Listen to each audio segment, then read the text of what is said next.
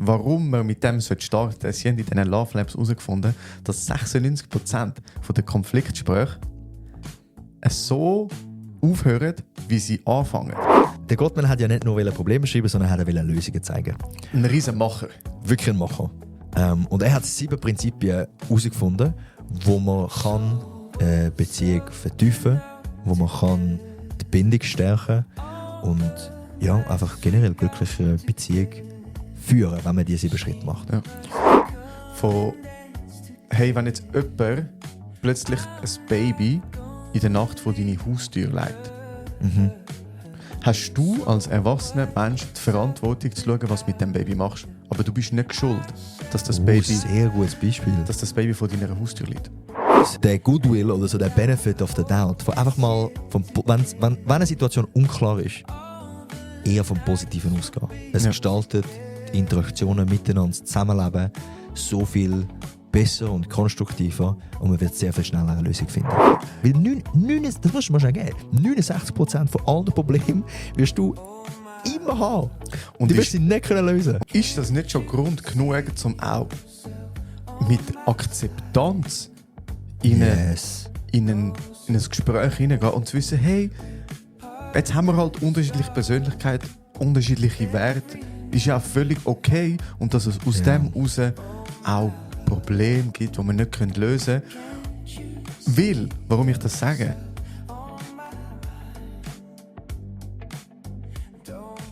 Hoi miteinander und herzlich willkommen zu Kopfchaos. Wir sind 2 Psychologen aus Zürich. Neben mir hockt der Tim, ich bin der Ivo und wir begrüßen euch ganz herzlich zu der 29. Wow. Folge. Und wir freuen uns auf das heutige Thema, weil wir haben uns thematisch ein bisschen inspirieren lassen von welchem Tag? 14. Februar. Vom Valentinstag. Genau. Ich habe gefunden, ich skippe jetzt mal das mit dem «Wie geht's dir?» Das ist gut. Ja, das finde ich okay. Sondern wir gehen direkt Aber Ivo, rein. wie geht's dir? Mir geht's gut, danke. Okay, gut, dann können wir weitermachen. Weil das könnte ein bisschen eine längere Folge werden. Wir schauen mal, aber dass wir das ein bisschen kompakt können halten, damit wir nicht ganz so lange Intro. Und aufgrund vom Valentinstag haben wir gefunden, hey, wir schauen uns doch mal an, was sind so gelingende Elemente von Beziehungen und was sind vielleicht auch Elemente, die in der Beziehung schaden. Und ich glaube, wir fokussieren uns heute so ein bisschen auf Liebesbeziehungen, also Paarbeziehungen. Aha, ja, danke dafür. Aber, was ja nicht heisst, dass man die Sachen nicht auch kann für andere Beziehungen mitnehmen kann. Ob jetzt mit Freunden, Arbeitskollegen, Familienmitgliedern.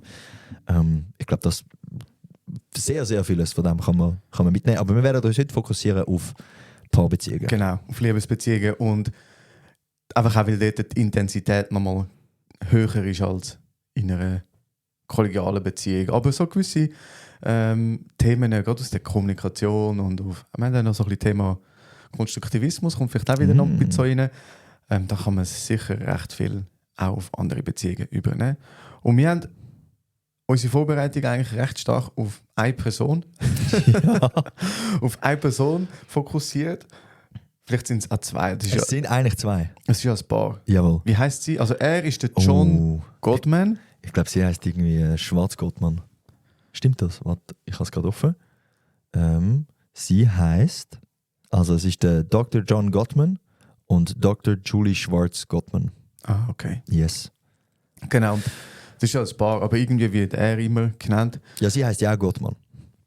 Ja. Sie hat wie seinen Namen auch übernommen und darum ist es, wir schauen das heute vor allem, die Gottman-Methode an. Und die Gottman-Methode hat den Ursprung 1986 mit den sogenannten Love Labs, also den Liebeslaboratorien an der Uni in Washington, wo sie probiert haben herauszufinden, was für Beziehungen sind stabil und was für Beziehungen führen zu einer Trennung.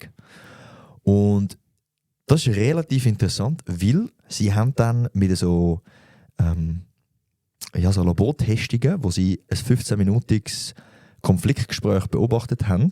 Und du hast mir dann erzählt... Nicht nur? Ja, nicht nur, aber hauptsächlich Konfliktgespräch. Ja, Nein? Aber sie haben auch Pärchen ein ganzes Wochenende beobachtet. Okay. Also bei ganz alltäglichen Interaktionen in diesen Love Labs. Okay. Also wie sie zusammen essen, wie sie zusammen sonst etwas machen. Nicht beim Sex, also und da Missverständnisse auskommen. Aber so beim Essen, beim Lesen, einfach so, wie sind sie Ist das miteinander? explizit gestanden? Ja, ich habe das so gelesen. Nein, ich meine ohne Sex. Ja, ich glaube, das weiß ich nicht. Hey, alles wird Forschung. Ja, aber auf jeden Fall haben sie haben dann können mit 90%iger Wahrscheinlichkeit vorhersagen, ob die Beziehung bestehen bleibt oder ob sie sich trennen werden. Wir haben das noch ein bisschen kritisch hinterfragt, weil die meisten Beziehungen enden ja in einer Trennung. Ich glaube, bei Ehen haben wir eine Scheidungsrate von etwa 50%. Aber alle anderen Beziehungen haben ja viele höhere. Ich meine, sehr, sehr wenige Leute sind in einer Beziehung und bleiben für den Rest des Lebens in dieser Beziehung. Darum, die 90% kann man vielleicht ein bisschen kritisch anschauen. Nichtsdestotrotz sehr beeindruckend, wie genau dass sie dort dann vorhersagen können, ob eine Beziehung bestehen bleibt oder halt nicht. Mhm. Ja, und eben, was auch spannend ist, dass sie haben halt die Leute auch extrem lang können begleiten. Also ich glaube, gewisse Pärchen haben es bis zu 20 Jahre begleitet und haben immer wieder können neue Daten sammeln.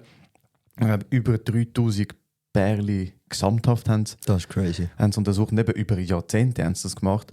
Und aufgrund von auch dem Ansatz haben sie ja eigentlich wie versucht, eine neutrale Beobachtungsposition einzunehmen und haben nicht nur von subjektiven Berichten, also wenn ein Pärchen auseinandergegangen ist, warum sie auseinander sind, oder erzählt jemand, sondern sie haben auch während einer Messungen oder Beobachtungen haben sie die körperliche Ebene mit einbezogen. Also sie haben den Puls haben sie gemessen und die Hautleitfähigkeit, wo auch Hinweise gibt auf Stress.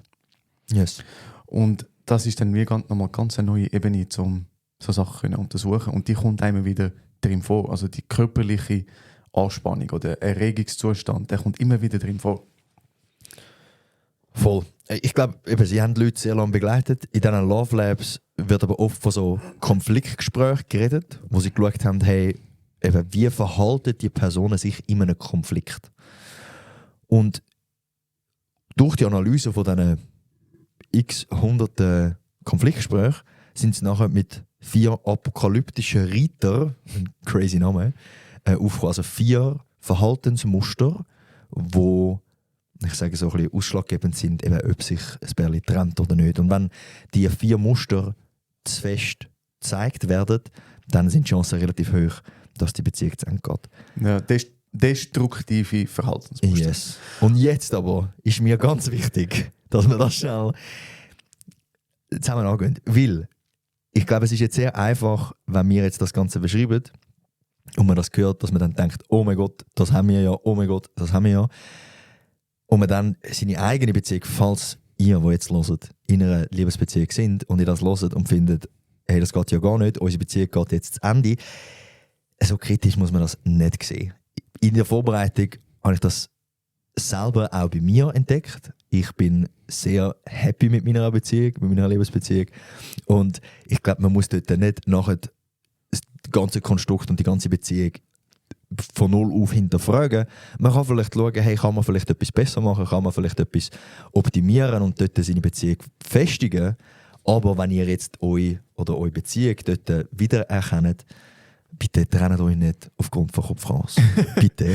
Genau, und das ist auch, also wir werden auf die 4 apokalyptischen Reiter eingehen, aber wir werden auch auf so die 7 Säulen auch vom Gottman-Institut eingehen, was sehr hilfreich ist für eine gelingende und eine sehr schöne, funktionale Beziehung, was es braucht. Auf das werden wir auch eingehen. Und dort vielleicht auch als, was du jetzt gesagt hast, wo wir im Studium klinische Psychologie hatten und so die unterschiedlichen psychischen Störungen durchgegangen sind, hat uns der Dozent gesagt, hey, Guys, wir werden jetzt hier durch die unterschiedlichen Symptome durchgehen und ihr werdet sicher sein, hey, ja, das habe ich auch, das habe ich auch, das habe ich auch. Nehmt es easy. Die Wahrscheinlichkeit ist hoch, dass ihr keine psychische Störung habt, aber man kann sich halt... Hast du keine Schizophrenie? Ich glaube nicht. Ich habe seit dieser Woche. Nein, aber eben, dass man sich dann plötzlich so zu fest in dem hineinsieht. Aber es kann einfach hilfreich sein, um das mal vielleicht auch so ein bisschen anschauen und sagen, hey, ja, da könnten wir uns auch verbessern. Und das ist ja, Beziehung ist ja per se ein ständiger Prozess, wo man miteinander wächst. Und das kann eine hilfreiche Möglichkeit sein, um auf das eingehen. Yes. Und wir würden jetzt die 4 apokalyptischen Ritter mal anschauen und dann eben anschliessend sehr praktische Hinweise geben, was man dann machen kann, um auch eine Beziehung aufzuwerten, um eine Beziehung zu vertiefen und optimale Voraussetzungen zu schaffen, dass sie auch bestehen bleibt. Genau. Yes. Vielleicht so als Einleitung zu diesen 4 apokalyptischen Rittern. Oftmals treten sie so nacheinander auf, oder? Und es ist nicht entweder oder, sondern oftmals ist dann so eine Reihe von, dass die dann nacheinander aufgrund vom ersten kommt der zweite, dann der dritte und der vierte. Also irgendwie so eine Sequenz, wo die auftauchen und sich ins Beziehungsleben hineinschleichen. Und der erste Ritter ist Kritik. Und Kritik meint der Angriff auf die Identität, auf die Person. Ganz wichtig.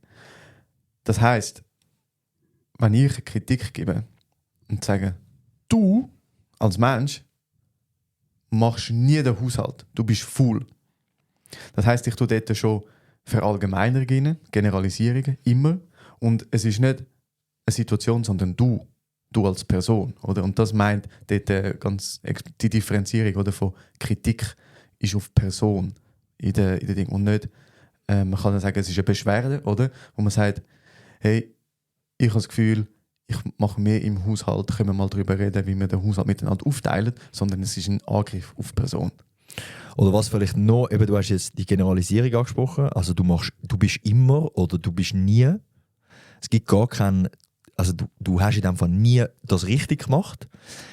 Und eine bessere Variante wäre eben zum einen mit Ich-Botschaften arbeiten. Also du hast jetzt das gerade gut gesagt, ich finde oder ich nehme wahr. Also mit Ich-Botschaften. Und das Zweite ist nachher auch auf etwas Konkretes abzuspielen. Also dass du vielleicht auch sagst, hey, ich habe das Gefühl, ich mache aktuell mehr im Haushalt. Oder ich habe das Gefühl, in den letzten 2 Wochen habe ich sehr viel mehr gemacht, als ich das sonst mache. Liegt das vielleicht daran, dass da unsere Aufteilung nicht mehr ganz stimmig ist. Mhm. Und dann ist es, wie du gesagt hast, nicht ein Angriff auf die Person, sondern die Kritik ist nachher spezifisch auf die Situation und nicht ein Angriff auf die Person. Ja, genau. Und eben dort ist so der Unterschied davon, man kann ja etwas sagen und das ist ja wichtig, dass man etwas sagt. Und das Ziel ist, dass es konstruktiv ist, weil sobald die Person angegriffen wird, fangen eben die Mechanismen an. Darum ist es der erste apokalyptische Ritter. Wenn die Person angegriffen wird, kann es sein, dass die anderen Ritter dann folgen. Und dort dann ist Kommunikationstechniken vom Allerfeinsten oder mit Ich-Botschaften meine eigenen Bedürfnisse und Gefühle reinbringen. Also was fehlt mir oder was ist das Bedürfnis bei mir, auf spezifische Situationen eingehen. Und er hat da so ganz simpel 3 Schritte, oder? Dass man einen sanften Einstieg machen in das Gespräch. Hat er gesagt, hey, also ich fühle, wie fühle ich mich, über, und dann kommt die Situation und ich brauche. Ganz simpel. Haben wir mal die WWW-Feedback-Regel gehabt? Nein. Wir haben gemerkt in der Vorbereitung, dass sehr viel von diesen Aspekten von der Gottmann-Methode ist sehr verknüpfbar mit anderen Themen, die wir schon hatten. Und da kommt bei mir gerade die WWW-Regel in den Sinn, wo auch typische Kommunikationsschulungen sich nutzen. Das erste W ist Wahrnehmung. Also ich nehme wahr, die Wirkung, das macht mit mir. Also das erste sind rein objektive Beobachtungskriterien. Wahrnehmung, die Wirkung sind subjektive Einflüsse, die es auf mich hat. Und das dritte W ist nachher der Wunsch, den ich habe. Also ich würde mir wünschen, dass wir darüber reden, oder ich würde mir wünschen, dass wir im Haushalt wieder ausgeglichen sind. Darum, das kann man dort gut ableiten. Sag nochmal schnell seine 3, die er vorgeschlagen hat. Sehr ähnlich. Ich fühle mich traurig über die Situation, dass wir weniger Zeit miteinander verbringen. Ich brauche... Er kehrt die ersten 2 Ws. Er tut zuerst Wirkung, also ich fühle, subjektiv empfinden, und nachher die Situation beschreiben, was eigentlich Wahrnehmung ist, und geht dann nachher in den Wunsch. Ja. Okay. Und was auch sehr spannend ist, vielleicht, warum wir mit dem starten sollten. Sie haben in diesen Love Labs herausgefunden, dass 96% der Konfliktgespräche so aufhören, wie sie anfangen. Das heisst, wenn sie schon super hitzig und streiterisch anfangen, also von den ersten Dingen an, ist die Wahrscheinlichkeit sehr, sehr hoch, wirklich? dass sie auch so aufhören. Das heisst, ich kann das ja auch für mich nutzen und wohlwollend in das Gespräch reingehen und meine Bedürfnisse äußern. Und die Wahrscheinlichkeit ist sehr hoch, dass man auch so aus dem... Das ist krass. Vor allem, wenn man dann bedenkt, es gibt ja in der Psychologie auch den Recency- und den Primacy-Effekt. Also Primacy ist so der erste Eindruck und Recency ist der letzte Eindruck. Und dass die zwei viel, viel stärker in Erinnerung bleiben als alles, was dazwischen ist. Und wenn man das jetzt bedenkt auf ein Konfliktgespräch und 96% von den Gesprächen so aufhören, wie sie auch anfangen, dann ist es umso wichtiger, dass man versucht, konstruktiv so ein Gespräch zu starten. Unbedingt, ja. Das heisst, wenn man irgendwie frustriert ist oder die Emotionen sich spürt und will irgendwie eine Kritik anbringen oder das Feedback-Gespräch suchen, dass man vielleicht zuerst anfängt, sich selber zu regulieren, bevor man das Gespräch überhaupt sucht. Das ist crazy. Ja. Sollen wir zum nächsten kommen? Yes. Verachtung ist der zweite apokalyptische Ritter und sie beschreiben den oft auch als der schlimmste apokalyptische Ritter für Zuneigung oder für Beziehung generell. Ja. Er redet oft von Zuneigung, von dem, hey, wir fühlen uns verbunden und ich schätze dich als Mensch, also die Zuneigung. Und Verachtung geht sehr, sehr stark auf Zuneigung ein, respektive genau das Gegenteil, also macht die Zuneigung kaputt. Ja. Und Verachtung ist so, wenn wir in einem Gespräch sind und da wäre nachher in dem Ablauf, den du vorher beschrieben hast, wäre nachher meine Reaktion, du gibst mir jetzt Kritik und meine Reaktion wäre dann vielleicht Augen verdrehen oder ich tue dich vielleicht sogar nachahmen, so ein bisschen auf eine humoristische Art, aber so sehr herablassend. Ja, es ist ja so... Hast du etwas zu sagen? Nein, mach nochmal. So der Sarkasmus, Zynismus, so ein bisschen Nachäffen, feindseliger Humor. Oder du sagst etwas so, ja, schon gut, Einstein, wir haben es schon verstanden. Ja. Oder? Und das ist noch, ich meine, das ist schon noch heavy, weil ich glaube, das ist für viele Leute die erste Reaktion, wenn sie Kritik bekommen. Ist, dass sie versuchen, das irgendwie abzuspielen, sie versuchen, das nicht ernst zu nehmen, weil sie sich nicht auf den Konflikt möchten einlassen, weil Konflikt fühlt sich nie gut an.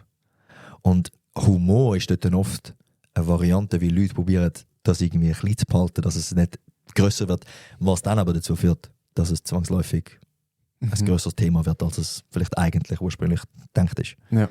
Und hey, gell, wir reden da immer von wiederholenden Mustern. Yes. Also wenn man jetzt einmal einen blöden Witz macht und so, ich bin auch jemand, der manchmal in den falschen Situationen einen blöden Witz macht, heisst nicht gerade, dass es der apokalyptische Reiter jetzt da ist, aber es geht wirklich um wiederholende Muster. Und was dort auch sehr spannend ist, eben so der Gesichtsausdruck, der kommt eben die nächste Verknüpfung mit unserem Podcast, Paul Ekman, so der seitliche Mundwinkel auf, so ein bisschen, ich fühle mich als etwas Besseres als du und nimm deine Aussage auch gar nicht ernst. Was bei dem zweiten apokalyptischen Ritter mir mega eingefahren ist, das ist für mich fest, also Verachtung, ist für mich fest ein Haltungsthema. Also das ist nicht hey, wie benutze ich jetzt Ich-Botschaften oder tue ich jetzt irgendwie nicht generalisieren, sondern es ist fest eine Haltung. Wenn jemand mit einem Problem, wenn jemand zu mir kommt mit etwas, was die Person stört und ich habe die Haltung von «Was weißt du schon?», dann werden die Muster, die da beschrieben sind, vom Gottman, werden automatisch aufkommen. Eben Augen verdrehen, es ist mir nicht wichtig, was du sagst, hör auf. Du findest es so wichtig, also. Und wenn ich aber die Haltung habe von, hey, du hast ein Problem und dein Problem ist mir wichtig, okay, lass uns darüber reden. Ich habe nicht gewusst, dass dich das so stört, lass uns Lösungen finden. Und das ist für mich feste Haltungsfrage. Und sie beschreiben dort dann auch als Verbesserung, dass man so respektvoll und dankbar ist, dass man auch bewusst nach positiven Qualitäten in der Partnerin oder im Partner sucht und die zu schätzen weiss. Dass man nicht einfach immer das gerade schlecht redet und in diesem negativen Setting oder in diesem negativen Mindset drin ist, sondern wirklich einfach das auch schätzen, was die andere Person sagt. Ja, so eine schöne Kultur von der Wertschätzung. Ja, voll. Oder das. Und dort gibt es nachher dann auch ganz konkrete Punkte in diesen 7 Prinzipien, die wir dann nachher anschauen werden, so was man machen kann, um die Wertschätzung hoch zu behalten. Ja, voll. Ja, und auch da, es hat extrem stark mit der eigenen Selbstregulation zu tun. Ja. Oder weil, ja, es wird mir etwas gesagt Und vielleicht ist die erste Reaktion schon auch schnell eine Abwehrreaktion, aber das auch sich bewusst können machen und sagen, okay, nein, das ist mir eigentlich wichtig, dass wir miteinander auch weiterkommen und miteinander können reden, oder? Ja. Und, es gibt doch dort, haben wir das in den letzten paar Folgen mal gehabt? Ich habe vergessen, wie es richtig heißt, aber so der Raum zwischen Input und Output, zwischen Stimulus und Reaktion. Also wir werden mit etwas konfrontiert, eben mit, sagen wir, Kritik. Und dann haben wir als Menschen, auch in unserem Hirn kann man das sehen, einen kleinen Platzhalter, eine kleine Zeitdauer, die wir nutzen können, wie das wir unsere Reaktion gestalten. Also ich werde kritisiert und jetzt kann ich entweder den Raum nicht nutzen und dann sofort mit irgendwie Gegenwehr und wir kommen dann aufs Nächste mit Defensivität. Aber ich kann dann entweder gerade in die Gegenreaktion oder irgendwie schlecht darauf reagieren. Oder aber ich nehme mir schnell die Zeit und mir überlegen, okay, wie möchte ich dann reagieren. Also nicht einfach autonom die Reaktion darauf geben, sondern wirklich proaktiv das Nächste, was kommt, irgendwie auch gestalten. Und ich glaube, was dort sehr wichtig ist, wenn man kritisiert wird und man merkt, wie das aufkommt, dass man sich auch schnell einen Moment Zeit nimmt und sich überlegt, wieso hat jetzt die andere Person das gesagt? Was stört sie dann genau? Ist es vielleicht auch legitim? Weil oftmals vergessen wir, dass die meisten Kritiken haben irgendwo eine Legitimität, irgendwo eine Begründung, die gerechtfertigt ist. Und wenn man sich dort schnell die Zeit nimmt und sich wirklich auch schnell damit auseinandersetzt, von hey, okay, was hat jetzt die andere Person gemeint damit? Und kann ich das vielleicht auch verstehen irgendwo durch? Und nicht gerade in eine defensive Haltung hineingeht oder Reaktion. Ja. Und da kommt dann die defensive Haltung, du sprichst den dritten Reiter an, nämlich so die Rechtfertigung. Yes. Defensiveness, so seine eigene Verantwortung in dem Ganzen blockieren. Das heisst, wenn ich kritisiert werde, dass eigentlich wie so automatisch kommt gerade eine Gegenreaktion. Und er beschreibt eigentlich so 2 Hauptformen als Rechtfertigung, wo sie beobachtet haben. Und das eine ist so der Gegenangriff. So, aber ich bin der das und das macht. Hast du bei dir schon mal geschaut, was immer passiert, oder? Und das andere ist so das unschuldige Opfer. In die Opferhaltung hineingehen. Ich bin das, aber hast du mal geschaut, wie viel ich die letzte Woche gearbeitet habe? Ich mache das für unseren Haushalt und dass wir Kinder miteinander durchbringen und jetzt werde ich auch noch beschuldigt. Oder? Also dass ich automatisch in die Opferhaltung kann. Und das ist dann wie so das Muster, das daraus gibt. Oder ich sage dir etwas und du gehst gerade in den Gegenangriff oder du gehst in die Opferhaltung. Und dort sieht man dann, dass in den Interaktionen auch stark, dass jetzt der dritte Ritter. Voll. Und ich glaube, Rechtfertigung erscheint im ersten Moment sehr logisch. Wenn wir mit etwas angegriffen werden. Und es kann auch sein, dass das vielleicht von außen betrachtet überhaupt nicht gerechtfertigte Kritik ist. Wenn wir dann aber mit Defensivität reagieren, verhindert es einfach eine Konfliktlösung. Auch wenn die Kritik vielleicht nicht gerechtfertigt ist, müssen wir schnell uns Zeit nehmen und vielleicht rückfragen und sagen, wieso hast denn du das Gefühl? Oder wie ist denn das jetzt aufgekommen? Oder was genau ist es dann, was dich an dem stört? Weil Defensivität führt dann einfach dazu, dass du wie in einer Abwärtsspirale bist und du den Konflikt einfach nicht kannst lösen. Und eben, ich glaube, Rechtfertigung in vielen Situationen wirkt logisch. Die Frage ist einfach immer, was ist das Ziel? Ist das Ziel, sich selber quasi zu schützen? Oder ist das Ziel, um den Konflikt zu lösen? Ja, und was ich auch merke, dort ist die Haltung genauso dran. Geht es darum, zum Gewinnen oder Yes. das Argument gewinnen? Es geht nicht darum, ein Argument zu gewinnen. Weil das heisst, wenn ich ein Argument gewinne, verliert jemand das Argument. Heisst, es ist nicht konstruktiv gewesen. Es geht darum, zum Verständnis haben füreinander und schauen, wie können wir es miteinander lösen. Oder? Und wenn ich in den Gegenangriff gehe, ist wieso, ja, ich will jetzt das Argument noch gewinnen und dass du möglichst schlecht davon kommst. Und meistens hörst du dann auch gar nicht mehr zu, sondern bist in deinem Kopf schon das Gegenargument irgendwie am Ausformulieren. Ja. Und ich glaube, dort, vom Mindset her, was ich noch recht spannend finde, ist, gehst du in den Konflikt rein mit dem Ziel, dass deine Partnerschaft gönnt, oder gehst du in den Konflikt rein mit dem Ziel, dass du als Individuum gönnst? Weil, wie du es jetzt gerade gesagt hast, wenn ich als Individuum reingehe, wenn ich gewinne, verlierst du. Und wenn ich aber mit der Partnerschaft reingehe, dann bin ich als Individuum gar nicht so wichtig in dieser Interaktion, sondern wir als Partnerschaft versuchen, eine Lösung zu finden. Ich möchte da nochmal sagen, es gibt natürlich Beziehungen, die toxisch sind, wo sehr viel Vorwürfe gemacht werden, die vielleicht auch nicht gerechtfertigt sind und wo man dann vielleicht auch muss schauen, hey, will ich partnerschaftlich denken oder will ich jetzt für mich denken? Die Frage ist dann, ob Defensivität die richtige Lösung ist oder einfach eine Auflösung. Oder einfach Angriff ist die beste Verteidigung. Nein, Spaß. Nein, blöder Spruch. Oh Gott. Aber das sind dann auch Da wären wir wieder beim Humor, zum Ex- Sachen über. Extremvarianten oder, von Beziehungen. Oder? Also wenn Voll. man merkt, Ja, ja. hey, ich leide wirklich darunter. Und ich gebe mir das Beste und leide wirklich darunter. Das sind dann schon so Situationen, wo man dann muss vielleicht sehr spezifisch und individuell anschauen, Voll. was ist das jetzt für eine Beziehung. Und ich glaube, was sie dort dann auch generell bei dieser Defensivität vorschlägt, ist, dass man Verantwortung übernimmt. Und dass man den Teil von Verantwortung übernimmt, wo man sich selber sieht. Und für das bedingt es halt auch, dass man sich vorher, wenn man Kritik bekommt, auch schnell überlegt, hey, okay, wo bin ich verantwortlich? Für welchen Teil bin ich verantwortlich? Und dass man dann konstruktiv in einen Austausch geht und schaut, hey, ich sehe dort meine Verantwortung, ich sehe dort meine Schuld und ich versuche das besser zu machen. Lass uns bitte noch über das reden, weil vielleicht stimmen die nicht bei allem zu. Ich finde, dann ist vielleicht auch Verantwortung noch andersweitig, aber ich nehme die Verantwortung auf mich. Ja. Und da sind wir wieder bei dem Thema, weil du hast gerade beide Wörter gesagt, Verantwortung und Schuld ist nicht das Gleiche.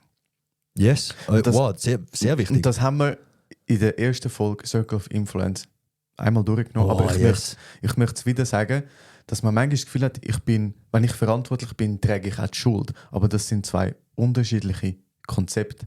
Das sind unterschiedliche Inhalte. Wenn ich schuld bin, habe ich den Fehler gemacht, oder? Aber ich kann auch für etwas Verantwortung übernehmen, wo ich den Fehler nicht gemacht habe. Und das habe ich aus dem Buch, du weißt welches, The Subtle Art of Not Giving a Fuck.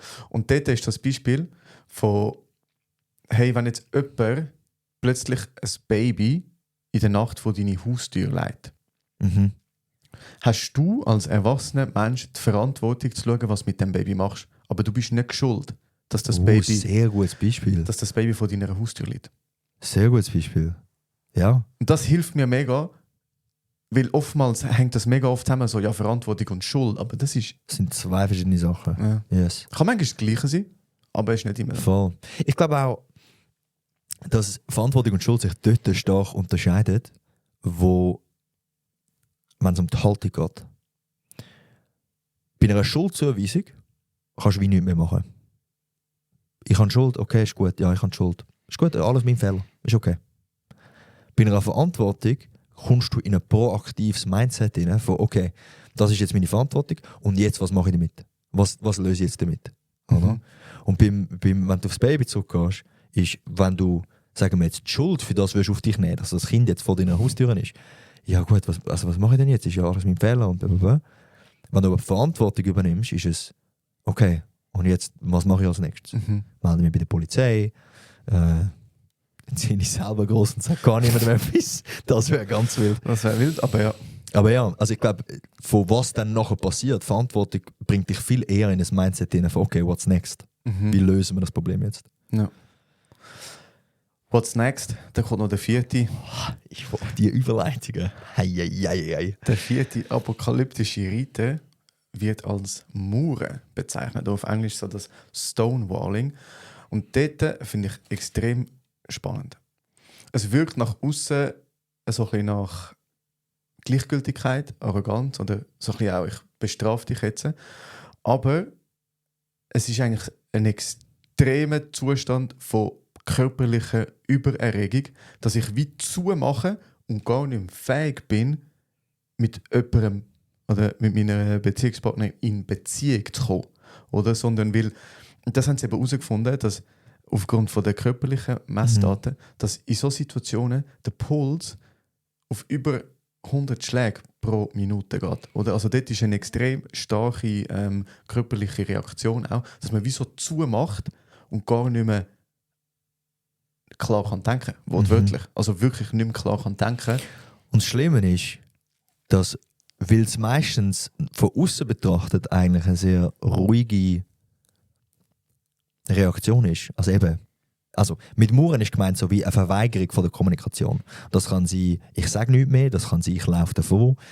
Also das heisst, ich gehe der Kommunikation aus dem Weg. Und was spannend ist, der Puls ist zwar so hoch, aber das, was man sieht von außen, ist eigentlich eine sehr apathische, also ruhige Körperreaktion.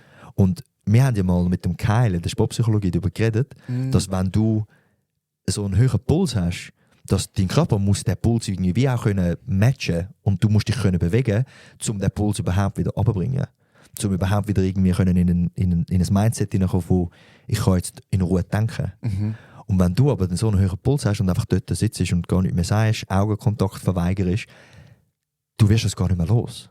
Also dort wird es dann sehr, sehr schwierig, wenn du wenn jemand in der Partnerschaft in dieser verweigernden oder in dieser murrenden Phase ist, dort wieder rauszukommen. Ja, und dort ist ganz wichtig, aus dem rauszukommen, ist natürlich ein Bewusstsein, weil wie du sagst, es kann von außen ganz anders wahrgenommen werden, wie es im Inneren eigentlich aussieht.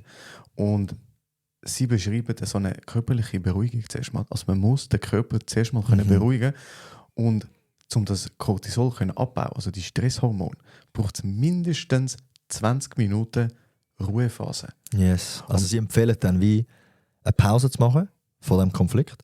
Aber ganz wichtig, dass man die Pause ankündigen.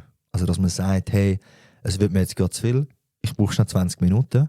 Dass man dann 20 Minuten Pause macht und dann aber das Gespräch auch wirklich wieder sucht. Und nicht einfach sagt, ja gut, jetzt ist es vorbei und wir müssen jetzt nicht mehr darüber reden, sondern das Gespräch wieder suchen tut. Und der Grund, wieso dass man es ankündigen, ist, weil eben die unterschiedlichen Wahrnehmungen, von wie es dann mit der anderen Person ist, wenn du jetzt unseren Konflikt verweigerst, ist für mich, dass meistens bin ich ja dann der vielleicht lauter ist und vielleicht irgendwie noch mehr auf dich eingeht und sagt, jetzt gib mir mal eine Antwort. Und ich laufe einfach weg. Und du läufst davon. Das gibt mir das Gefühl von, hey, unsere Beziehung ist dir nicht wichtig, du nimmst das nicht ernst und ich check aber nicht, dass bei dir gerade so viel abgeht innerlich, dass du die Kommunikation gar nicht kannst führen, so wie du solltest vielleicht, um das Ganze aufzulösen. Und das ist, ich meine, ja, also das heisst, wenn man die Pause braucht, dass man das auch sagt und dass man es auch ankündigt.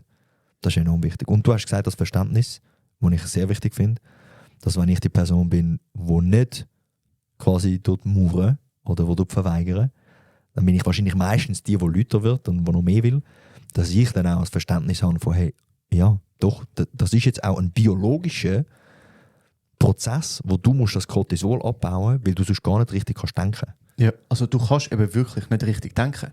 Das ist dann, du bist ja in dem Fight-or-Flight-Freeze-Modus, wo unser präfrontale Kortex nicht sonderlich gut funktioniert. Und der ist genau für das können in eine normale Diskussion hineingehen und für Empathie und all das auch zuständig ist, gar nicht funktioniert.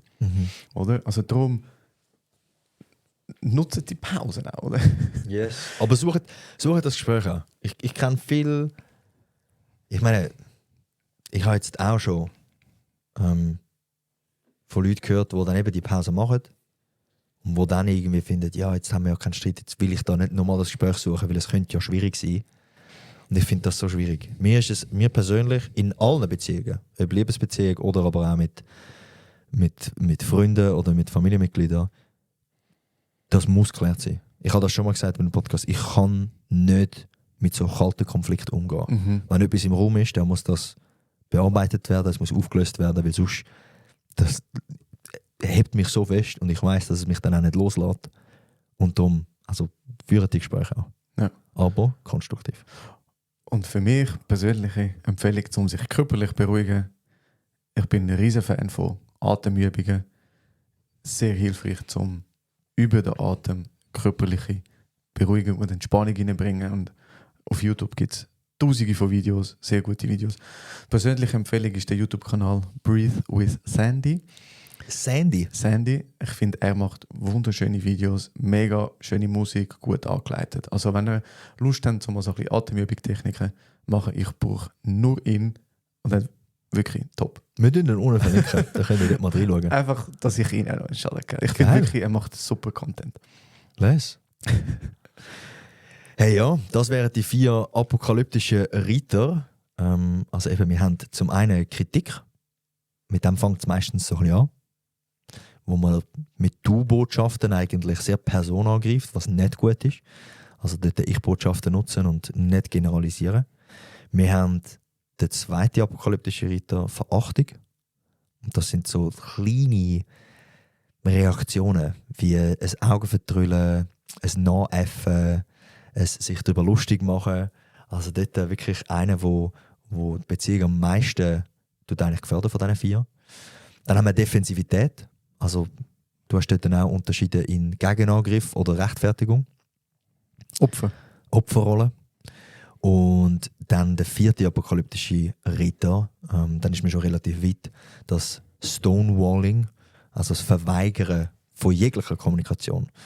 Das sind Sachen wie stumm sein, nicht Augenkontakt haben, davonlaufen, körperliches Abkapseln und ignorieren. Ich habe mich noch gefragt, von wo die 4 apokalyptischen Riten kommen, also der Begriff. Ja, das ist heavy, ja. Ich glaube, es kommt so aus einem religiösen Kontext und dort hat es eben so anscheinend so eine Offenbarung vom Johannes, es ist so eine biblische Figur und dort hat es so 4 Reiter gegeben und das ist Krieg, Hungersnot, Pest und der Tod. Heavy. Von dort, Aber siehst du jetzt Verknüpfungen mit diesen 4 oder einfach generell, weil es 4 apokalyptische Reiter schon gibt?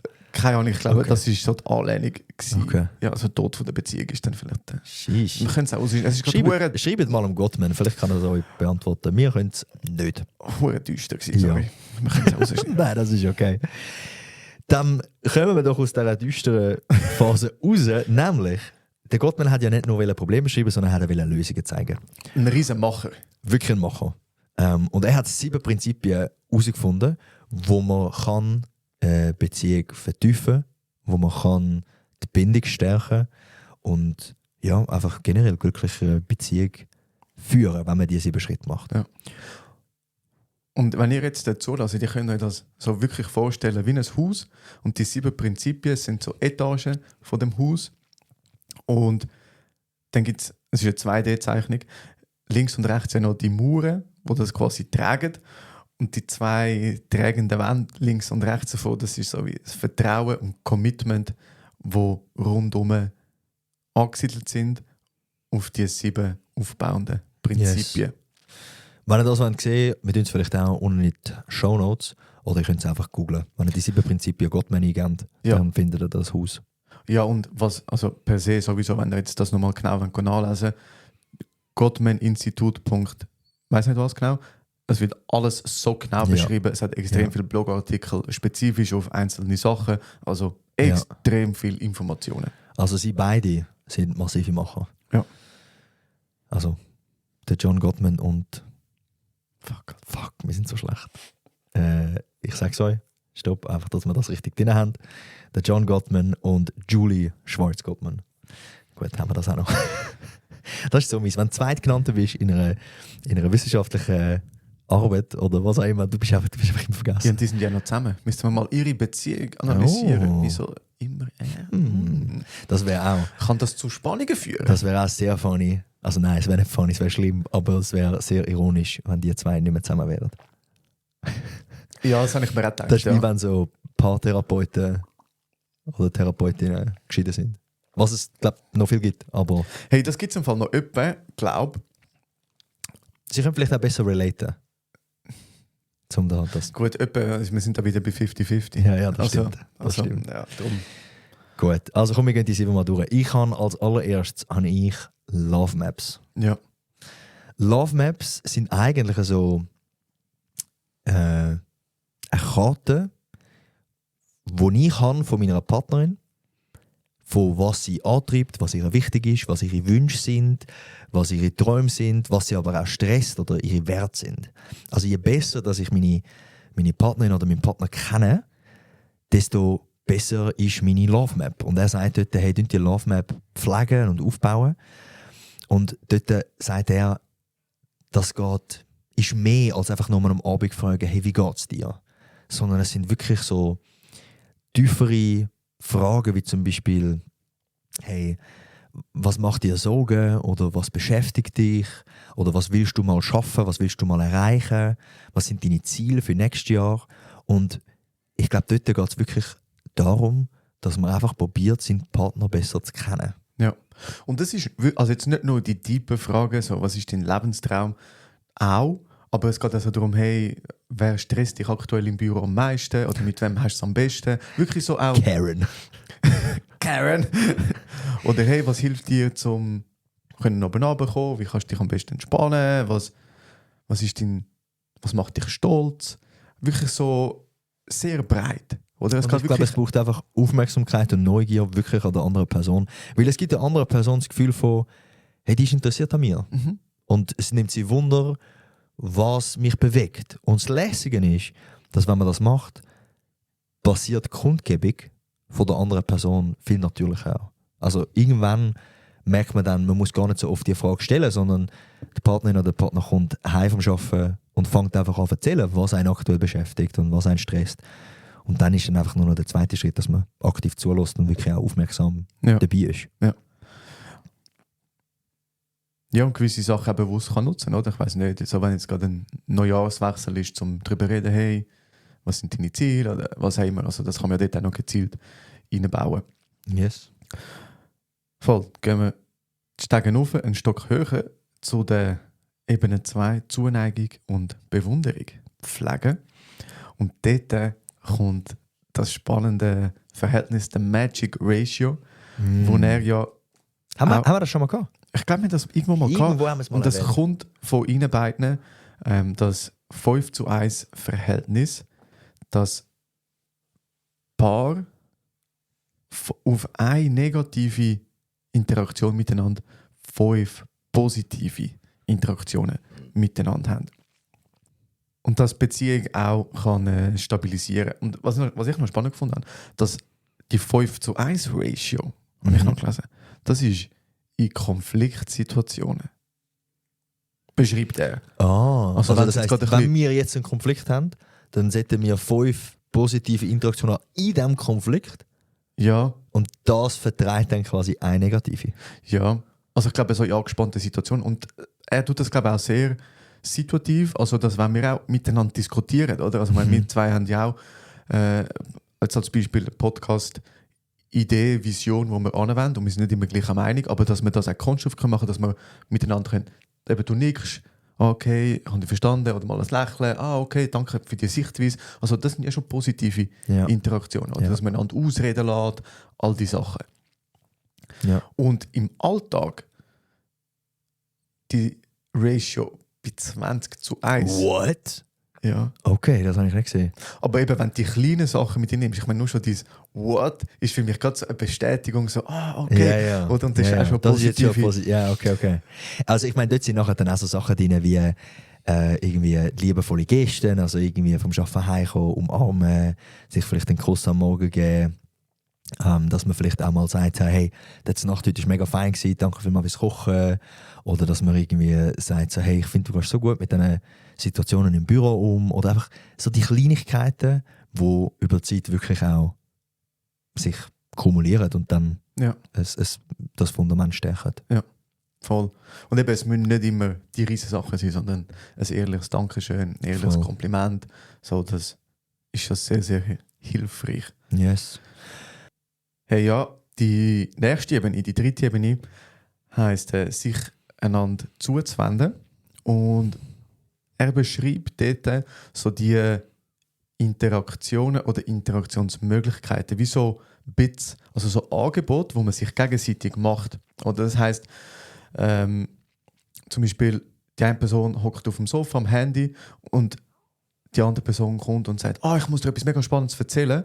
Das ist wie so ein Angebot, um in Interaktion miteinander zu kommen. Und es gibt ganz viel so subtil immer wieder Angebote, oder? Und wie ich auf die Angebote eingehe, bin ich dann auch wieder am Ende und sage, ja, spannend, erzähl mal weiter. Ja. Oder sage, was denn? Und lege das Handy weg oder ignoriere ich es einfach. Und das ist immer so subtil, oder? Es kann auch sein, dass man vielleicht beim Nacht hockt und dann mache ich und das Was wie ist los, Ivo? Genau. Dann kannst du auf mich eingehen oder dir ist einfach scheißegal. Ja. Oder sagst, wieso motzt du die ganze Zeit, oder? Und dort, das gibt wie so die Angebote wo man mal beobachten kann. Oder? Die sind ganz subtil, die entstehen immer wieder. Und dort gibt es wie so 3 Reaktionsmöglichkeiten. Zum einen Zuwendung. Das ist the way to go, dass man aufeinander eingeht, Interesse zeigt, auf Blickkontakt hat oder okay, erzähl mal, spannend. Dann gibt es die Abwendung, wo eigentlich einfach so ein bisschen, ja, okay, ist gut, macht weiter, ignoriert. Und das andere ist ja so eine feindselige Reaktion, wo fast so ist, hey, siehst nicht, dass ich beschäftigt bin, ja. Da kannst du nicht im Fall die ganze Zeit unterbrechen, versuche mich zu konzentrieren. Ja. So, oder? Und das ist wie so, dass man die Angebote, die es im Alltag gibt, dass man die nutzt, um positive Interaktionen auch miteinander zu gestalten. Und was ich da noch interessant finde, ist, die Angebote werden massiv viel weniger, wenn du miteinander sehr viel Zeit vor dem Fernseher verbringst oder vor dem Handy. Weil du bist nicht mehr miteinander in Interaktion. Wenn du einen Film schaust, kommt selten irgendwie so eine subtile Aktion von, ich würde eigentlich gerne etwas erzählen, weil in einem Film wäre es auch ein bisschen störend. Also ist es so. Oder wenn du beim Znacht irgendwie am Handy bist, du nimmst viel weniger von diesen subtilen Reaktionen wahr. Und darum, ich glaube, dort kommt unbedingt auch so Quality Time rein, von hey, sich wirklich Zeit nehmen, dass man die Angebote, die Interaktionen kann erleben und gestalten. Mhm. Ja. Yes. Da noch schnell ein bisschen Statistik. Der Gottman beschreibt, dass Pärchen, die lang miteinander zusammen sind, eine Zuwendungsrate von 86% haben. Und Pärchen, die sich getrennt haben, eine Zuwendungsrate von 33%. Wie finde ich jetzt raus, wie viel der Perzentil ich bin? Keine Ahnung. Okay. Keine Ahnung, da habe ich einfach da noch. Und er beschreibt so eine praktische, so eine Achtsamkeit-Übung eigentlich, dass man im Alltag, wenn man miteinander unterwegs ist, dass man wie so versucht mal so zu beobachten, wo sind die Angebote. Oder, und die können ganz subtil sein. Irgendeine körperliche Aktion, ein Seufzer, ein Lächeln oder wirklich auch sehr, hey, darf ich dir etwas erzählen? So, aber auch die kann man ablehnen oder... Ja, und die musst du auch wahrnehmen. Ja, genau. Voll. Dann gehen wir noch einen Stock weiter, nämlich auf Ebene 4 zu der positiven Perspektive. Und dort will ich einfach ganz schnell Folge Konstruktivismus reinbauen. Und wenn ihr jetzt nicht gelost habt und sagt, hey, die Ebene interessiert euch jetzt wirklich extrem, hört den Konstruktivismus. Die kann sehr hilfreich sein für diese Ebene. Voll. Weil da geht es eigentlich darum, dass man, ich sage, die Aktionen vom Partner oder der Partnerin positiv bewerten. Dass man dort quasi so ein bisschen den Benefit of the doubt gibt. Also so ein bisschen, hey, auch wenn es vielleicht jetzt fragwürdig ist, ob das positiv oder negativ ist, ich gebe dir mal die positive Bewertung, bevor ich überhaupt weiss, was es ist. Und ganz einfach kann das sein, wenn der Partner vergisst anzurufen. Da gibt es eine positive Bewertung, wo kann sein, hey, ich glaube, mein Partner hat einen stressigen Tag gehabt. Ich weiss aber, dass er oder sie mich liebt. Und die negative wäre, er oder sie denkt nicht an mich, das bedeutet, dass ich nicht wichtig bin.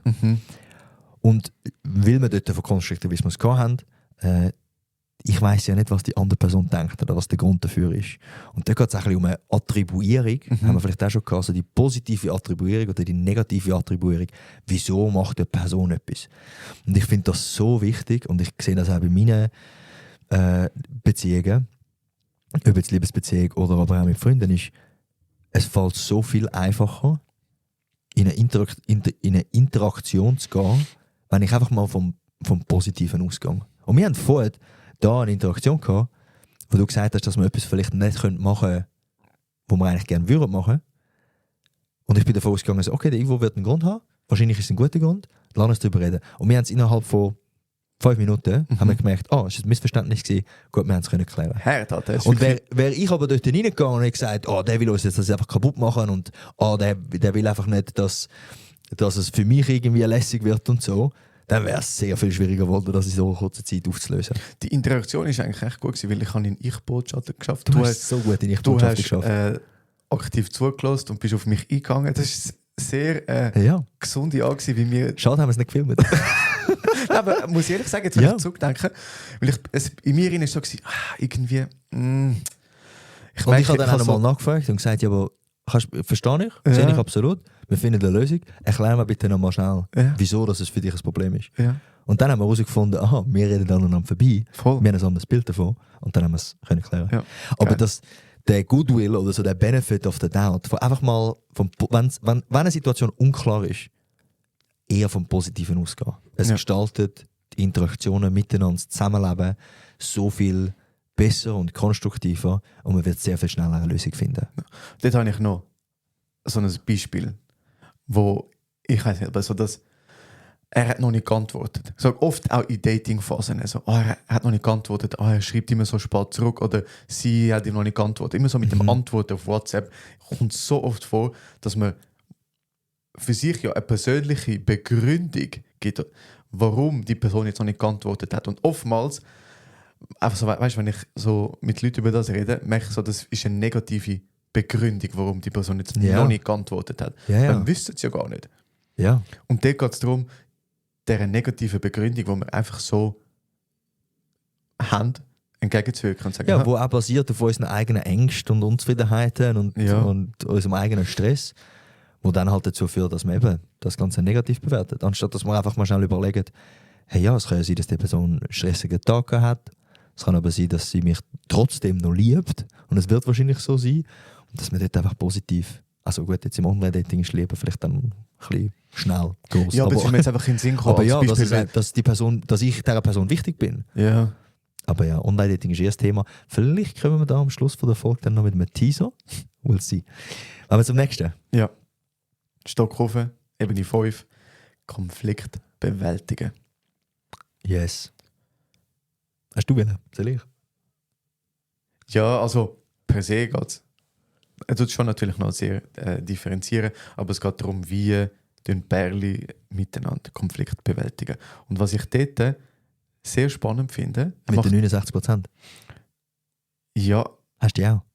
Ja, genau. Die finde ich crazy. Also, dass man unterscheidet, wenn man jetzt auf seine Beziehung schaut, was sind lösbare Probleme und was sind ewige Probleme. Und du hast es gesagt, 69% der Konflikte basieren auf ewigen Problemen.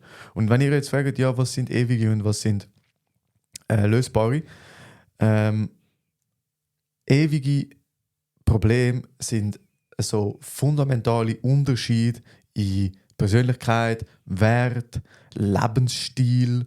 Jemand ist sehr sparsam, jemand mega genussvoll, jemand ist zeitlich eher flexibel und spontan und jemand ist sehr pünktlich und gern planet.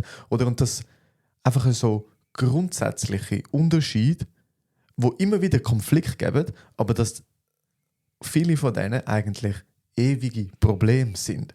Ich habe ein super Beispiel dafür. In meiner Lebensbeziehung.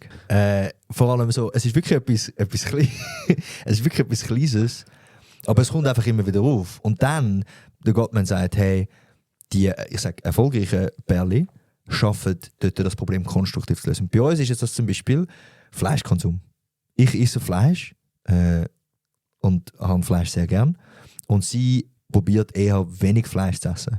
Und dann kommt es immer wieder mal auf, dass so ist, so, hey, jetzt hast du da irgendwie schon wieder Fleisch gekauft. Oder es geht darum, jemand muss kochen für beide. Und dann ist die Frage, gut, wenn ich jetzt koche, koche ich jetzt mit Fleisch und dann muss ich für sie irgendwie auch noch etwas Einzelnes kochen. Wenn sie kocht für uns, dann ist es irgendwie, muss sie für mich jetzt noch extra Fleisch kochen, ja oder nein? Und dort gibt es immer wieder so Themen und das wird bestehen bleiben, ausser jemand von uns entscheidet sich, die Ernährung umzustellen. Aber das Problem wird bestehen bleiben. Und dort geht es einfach darum, dass wir immer wieder konstruktiv in das Gespräch hineingehen, um herauszufinden, hey, okay, was ist jetzt für dich wichtig, was ist für mich wichtig, wie bereit bin ich, dir nachzukommen, wie bereit bist du, dass du probierst, es mir recht zu machen. Und dort das Konstruktive von, hey, auch dort wieder mit Ich-Botschaften arbeiten oder hey, ich fühle mich irgendwie ein bisschen vernachlässigt oder das wäre mir wichtig. Ich glaube, das ist so wichtig. Weil das musst du mal schon geben. 69% von allen Problemen wirst du immer haben. Und die wirst du nicht lösen. Und ist 69 auch eine Lösung dazu? Vielleicht. Okay. Nein, aber was ich eigentlich spannend finde an dem, eben 69% von allen Problemen wirst du nicht lösen können. Ist das nicht schon Grund genug, um auch mit Akzeptanz in ein Gespräch hineingehen und zu wissen, hey, jetzt haben wir halt unterschiedliche Persönlichkeiten, unterschiedliche Werte, ist ja auch völlig okay und dass es aus dem heraus auch Probleme gibt, die wir nicht lösen können. Weil, warum ich das sage, er beschreibt, dass es wie so einen Gridlock gibt. Wenn man zu fest in diesen Problemen, die nicht lösbar sind, verharrt, die zu Stillstand führt. Stillstand kann sein, dass man resigniert, gar nicht miteinander redet, ständig in dieser Anspannung sind. Und wenn man ja weiss, also sagen wir jetzt fast 70%, nicht ganz, doch über 2/3 von allen Problemen sind nicht lösbar. Chillig. Ist doch super. Also vor allem. Also weißt du, wenn du das weißt, und er sagt voll ja nicht, okay. Er hat die Personen ja quasi erforscht und können sagen, okay, die trennen sich und die nicht. Und er sagt nicht, dass die sich nicht trennen, die 69% nicht haben, sondern die haben die auch. Er sagt einfach, die sich nicht trennen, finden eine konstruktive Art, um miteinander dort den Konflikt zu bearbeiten oder mit dem zu leben. Und ich finde das crazy. Und du hast recht, es nimmt einem dann dort ein bisschen Druck, dass man das Gefühl hat, man muss alle Probleme lösen. Nein, du kannst einfach einen konstruktiven Umgang damit erlernen. Ja. Und das langt. Ja. Das Minimalziel. Ja. Hey, was brauchst du für diese, was brauche ich? Fertig. Ja. Wir müssen gar nicht einer Meinung sein. Ja. Darum eigentlich bringt es hohe Entspannung rein. Voll. Das war die 5. Ebene. Jetzt gehen wir noch eins auf die 6. Ebene. Lebensträume verwirklichen. Yes. Ich glaube, also einfach zusammengefasst geht es dort darum, dass erfolgreiche Paare sich gegenseitig unterstützen in den persönlichen Träumen und Zielen. Das heisst, man weiss man, was das für Ziele sind. Und da wären wir wieder beim ersten Schritt, also die Love Map. Du musst jetzt erstmal wissen, was sind überhaupt deine Ziele. Und anschliessend tut man eigentlich die Partnerin oder den Partner dabei unterstützen, die Ziele auch zu erreichen. Und er sagt, erfolgreiche Partner und Partnerinnen sind nicht nur Romanzen- und Sexualpartner, sondern eben sie sind auch Unterstützer von der Verwirklichung von so Zielen und Träumen und einfach also, ja, von so Lebensziel. Ja. Schlussendlich ist man ein Team und man versucht irgendwie einander zu unterstützen in dem, was man probiert zu erreichen. Ja. Und dort können konkrete Fragen sein, so, hey, was für Träume, Ziele und Ambitionen hast du gerade? Wie kann ich dich dabei unterstützen? Dann auch so ein bisschen die praktische Unterstützung von, hey, ich tue dich mit Zeit oder Ressourcen oder emotionale Ermutigung, schon nur das. Also manchmal haben wir Träume und wir brauchen einfach jemanden in unserem Leben, der sagt, hey, aber mach das doch, wäre doch lässig. Und das ist so wichtig, dass die andere Person sich dort dann auch unterstützt fühlt. Hey, darf ich schon etwas sagen? Da? Es ist ein bisschen out of context, aber wir sind ja bei Kopfhaus, darum ich bringe das schnell rein. Ich habe letztens so ein Instagram-Video gesehen von so einer, die sich selbstständig gemacht hat, glaube vor ein paar Jahren. Und dann hat sie so gesagt, wenn ich jetzt nochmal neu anfangen mit meiner Selbstständigkeit und das halt auch über Instagram promoten und mir etwas aufbauen, dann würde ich alle Familienmitglieder und Freunde auf Instagram blockieren, dass sie nicht sehen, was ich mache, weil, und sie hat das so gesagt, weil die am kritischsten sind, wie läuft es mit deiner kleinen Selbstständigkeit, hast schon ein paar Views gewonnen. Also sind wir wieder beim apokalyptischen Ritter Verachtung. Ja, so ein bisschen Witz machen. Mit der kleinen Selbstständigkeit. Ja, voll. Ja. Oder? Und sie hat das so gesagt und ich habe das so gehört. Ich bin so, what the fuck? Ja. Also ich bin froh, habe ich mir die Gedanken nicht gemacht, wo wir zwei anfangen zu posten mit, hey, es ist auch out of comfort zone gewesen. Wir haben einfach Videos aufgeladen und geschaut, hey, was kommt. Und ich bin froh gewesen, habe ich aus meinem Umfeld positiven Zuspruch bekommen. Wo sie das so gesagt hat, bin ich so, holy fuck. Ja, ja. Also, okay, nur schnell. Nein, aber ich finde das sehr wichtig. Ich glaube, klar habe ich auch mal den einen oder anderen Spruch bekommen, aber dann ist es sehr, ich sage, liebevoll gewesen und so ein bisschen direkt gefolgt von irgendwie einem Lob oder irgendwie so, hey, cool, machen wir das und so. Aber stell dir vor, wie ich meine, du tust dich recht exponieren, jetzt gerade so mit einem Podcast. Und du wirst, ich meine, wir haben auch schon Nachrichten bekommen oder Kommentare auf einem Video, die dann vielleicht kritischer sind von Leuten. Aber jetzt stell dir vor, du bekommst schon die gleichen Kommentare von den Leuten, die dir eigentlich am nächsten sind. Von Leuten, die du gerne hast, ja. Ja, und das kann ja in jedem Lebenstraum sein. Es kann sein, dass irgendjemand sagt, hey, ich will, kann ich Meeresbiologin werden in Australien. Jetzt stell dir vor, jemand macht dir den Daumen einfach immer wieder zur Sau. Das ist schon krass, ja. Und ich meine, wie schwierig ist es dann, irgendwie das Ziel zu erreichen? Und angenommen, du machst es dann nicht und du bleibst schon mit dieser Person zusammen und du bist jetzt 15, 20 Jahre später. Wie fest nimmst du es deinem Partner oder deiner Partnerin übel? Weil du jetzt deinen Traum nicht erfüllt hast. Und klar, man muss nicht unterscheiden zwischen, manchmal bist man motiviert für etwas sehr kurzfristig und ist so, das wäre mega cool. Und der Partner oder die Partnerin ist dann vielleicht so, ja hey, aber es ist jetzt schon ein bisschen out of the box und so ein bisschen, Aber wenn du dann genug lang dran bleibst, irgendwann muss dann die Unterstützung kommen. Ja, und ich finde jetzt die Frage, wo du so gesagt hast, ja, wenn ich 15, 20 Jahre zusammenbleibe und kann ich es dann nachher übel nehmen, finde ich so, du hast null Anrecht, um jemandem etwas übel nehmen, weil das sind deine Entscheidungen gewesen. Sorry. Verantwortung. Ja, absolut. Wenn ich so wär's optimal, dass du dir die Schuld nicht zuschiebst. In der Realität, sind wir ehrlich, gibt es viele Leute, wir nehmen das grösste Thema, ein Kind bekommen. Stell dir vor, ein aus der Partnerschaft hat das Lebensziel, Mutter oder Vater zu werden.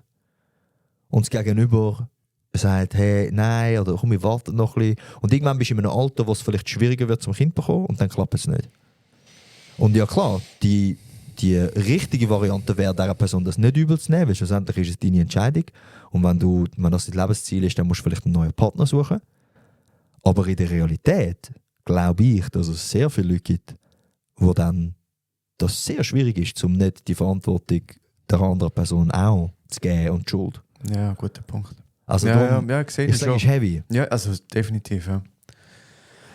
Hey, jetzt gehen wir wieder ins Positive rein. Jawohl. Wir sind da immer noch bei den Säulen des Gelingens, aber es ist eine spannende Diskussion, ja. Ja. Jetzt sind wir schon bei der 7. Jetzt sind wir eigentlich schon im obersten Stock angekommen. Und wenn all die Ebenen... Im Estrich.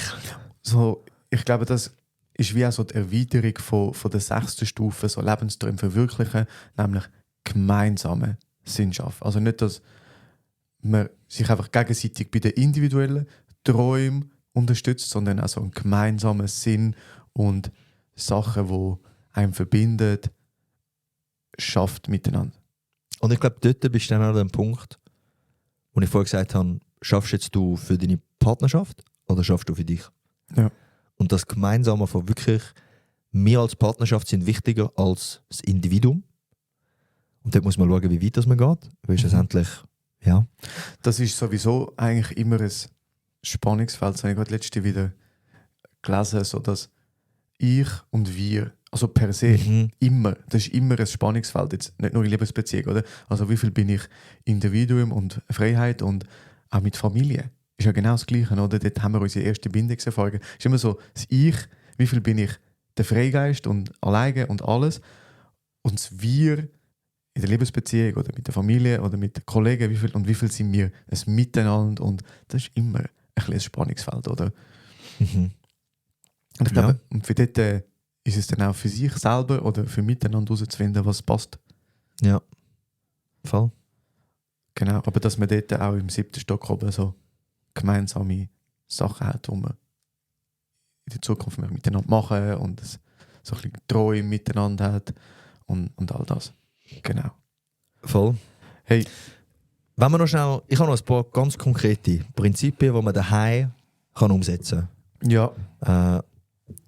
Vielleicht gehen wir die schnell durch. Vielleicht einfach, dass man noch etwas Konkretes gibt, wo die Leute können sagen so, hey, es ist jetzt bald Valentinstag.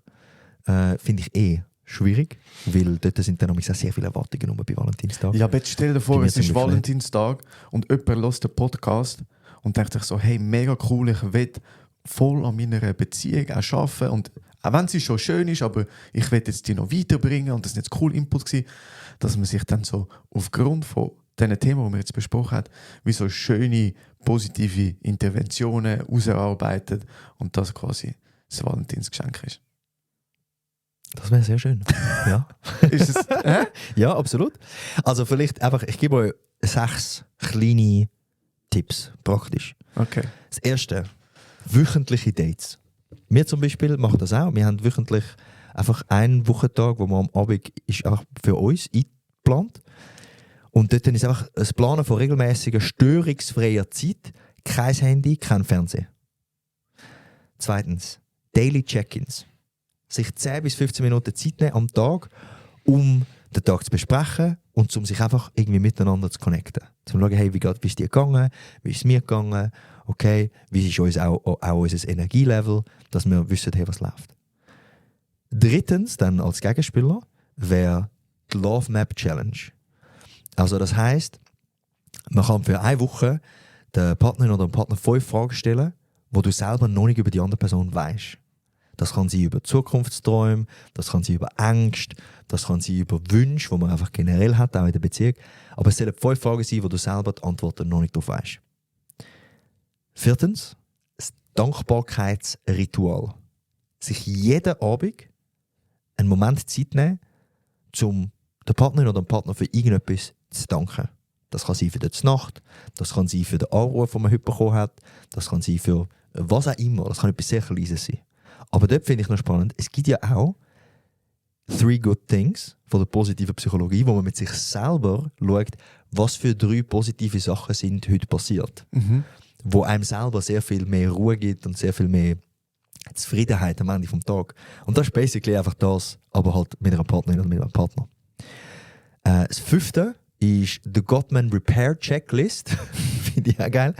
Und zwar, es gibt die Checkliste, wo man kann schauen, hey, okay, wie können wir die verwenden, um einen Konflikt, der festgefahren ist, konstruktiv zu kommunizieren. Und dort haben wir ein paar Sachen gesagt, eben Ich-Botschaften, nicht generalisieren.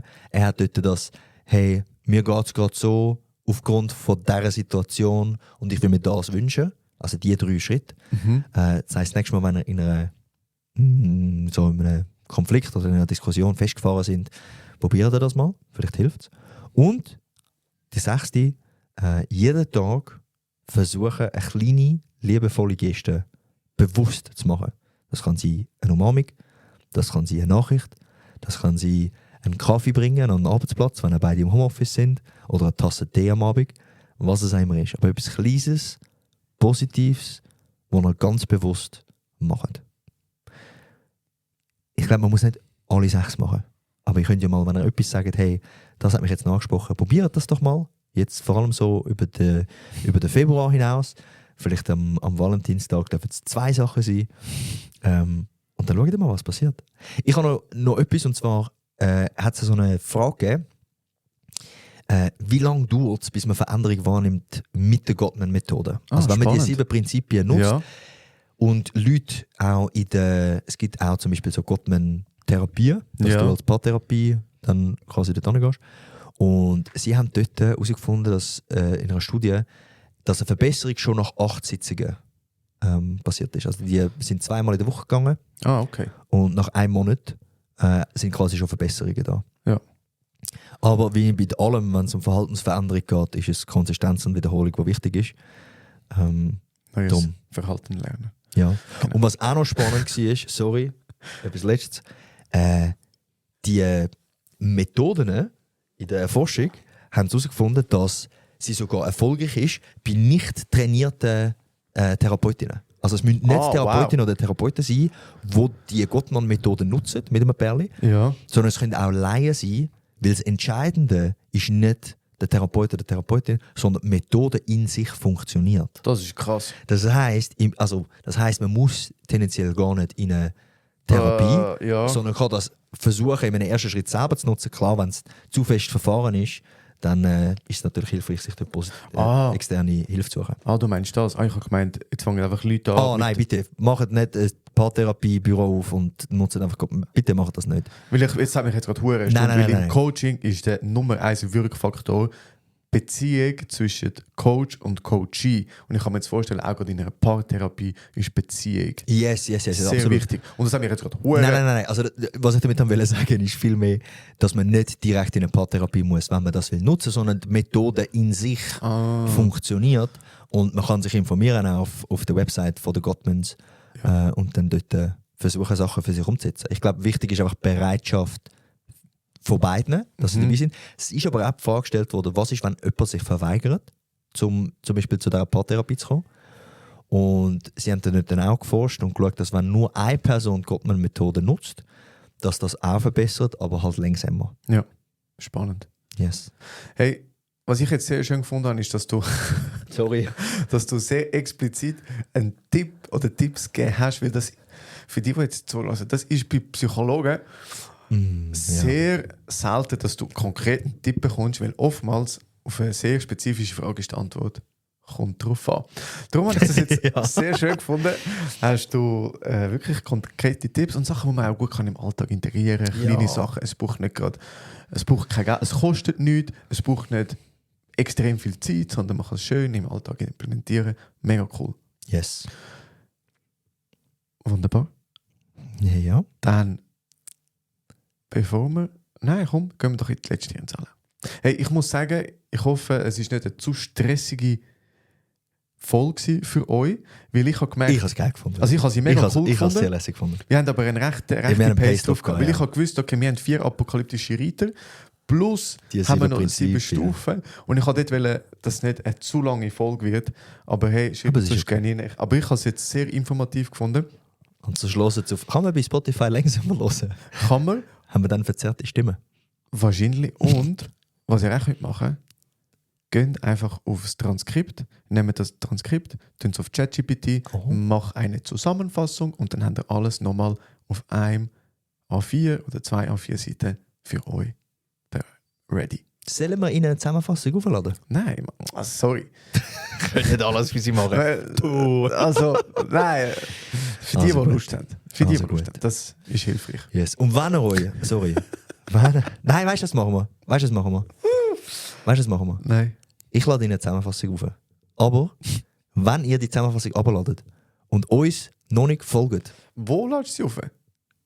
Ich kann sie nicht... Ja, fair.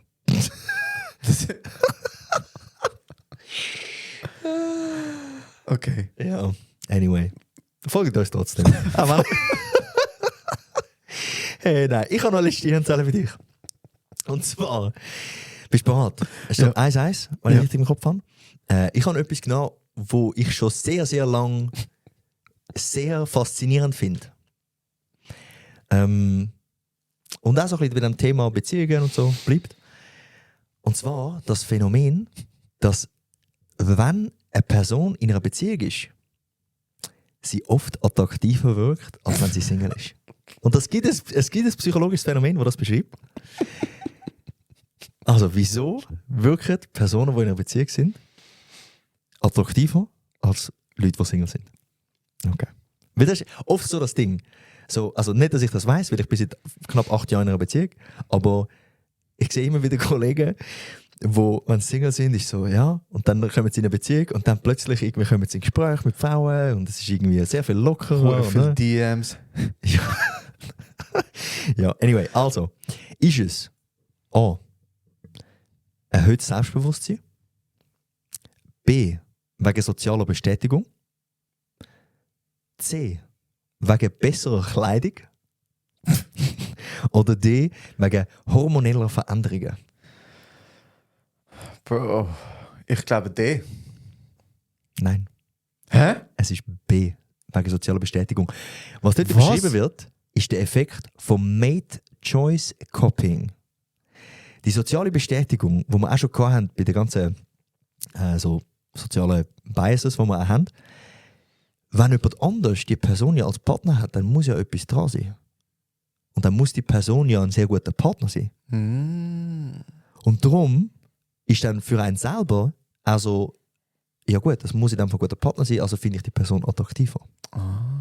Yes. Okay. Mate Choice Copying.